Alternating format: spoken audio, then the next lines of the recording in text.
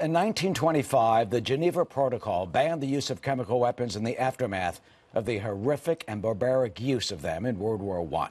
Now, they are apparently deployed against innocent civilians yet again. Former Israeli ambassador to the United Nations, Dan Gillerman, joins us from Tel Aviv. He is also a Fox News contributor. Ambassador, you know, this is a direct challenge to the civilized world. At least the 8th use of the suspected chemical weapons in Syria.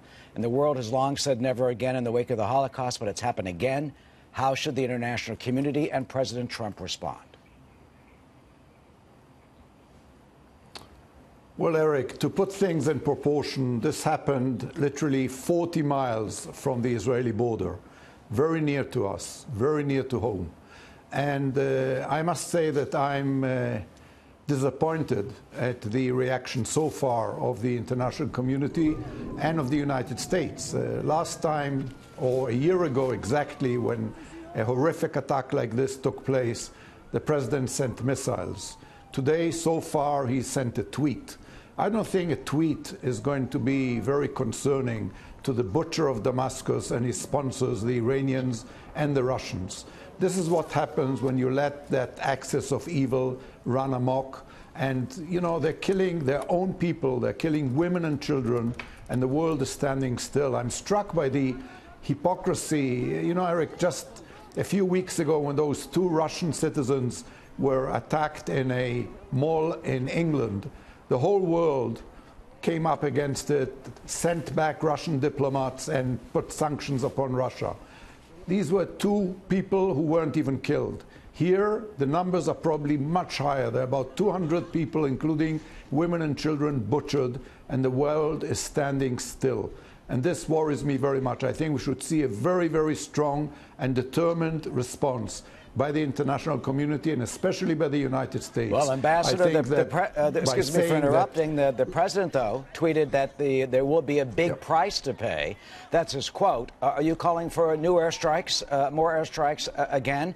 And what if they entangle and are tangled with Russia and the Russian assets and warplanes and Russian troops?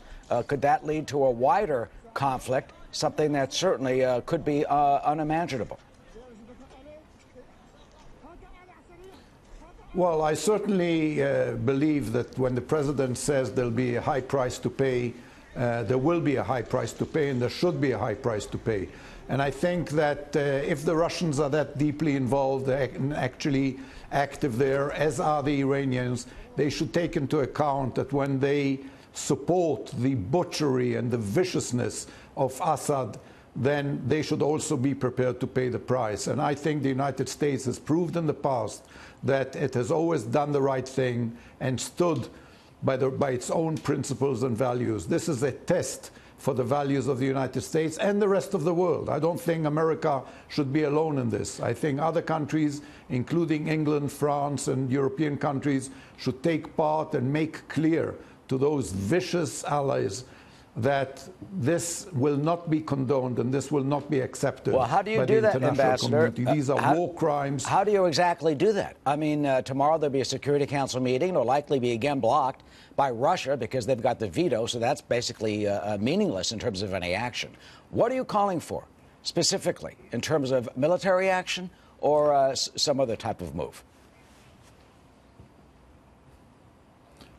Well, Eric, you know the UN as well as I do, and we spent some time there together. The Security Council will go through the motions, the Russians will veto it, and that'll be it. I don't think it worries anyone. I think that this kind of attack actually calls for military action.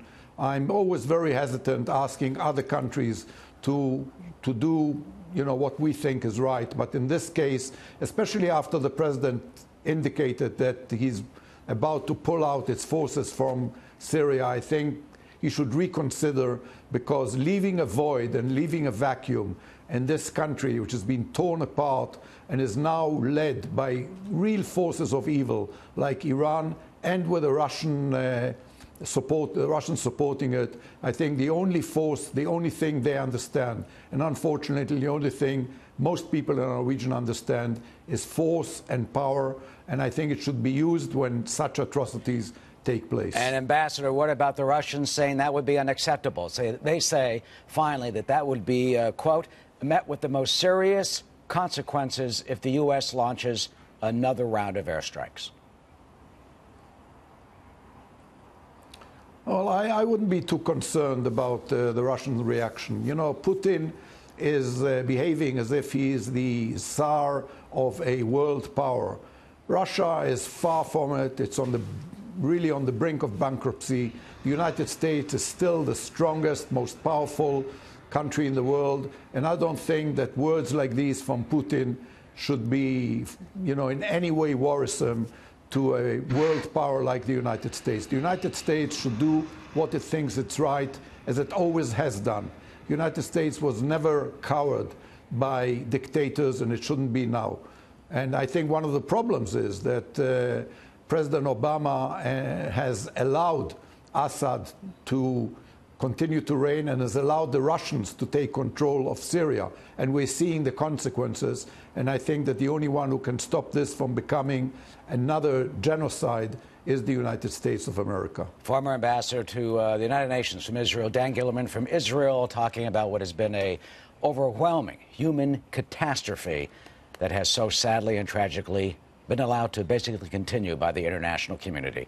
Ambassador Gillerman, we've had a bit of a delay because you're in Tel Aviv, I'm in New York. Thank you for joining us.